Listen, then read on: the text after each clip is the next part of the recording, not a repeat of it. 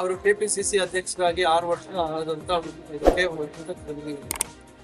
ಕಳೆದ ವರ್ಷ ಕೂಡ ಅವರು ಕೆಪಿಸಿಸಿ ಅಧ್ಯಕ್ಷರಾಗಿ 5 ವರ್ಷ ಪೂರೈಸಿರ್ತಕ್ಕಂಥ ಸಂದರ್ಭದಲ್ಲಿ ಅವರು ಊಟಕ್ಕೆ ಕರೆದಿದ್ರು ಎಲ್ಲರೂ ಶಾಸಕರು. ಬಹುಶಃ ಈಗ 6 ವರ್ಷ ಆಯ್ತು ಅನ್ನೋದಂಥದ್ದು ಕರೆಯುವಂಥದ್ದಕ್ಕೆ ಅವರು ಕರೀತಾ ಇದ್ದಾರೆ ಅಂತ ಮಾಹಿತಿಯನ್ನು ನಾನು ಮಾಧ್ಯಮದಲ್ಲಿ ಓದ್ದೆ.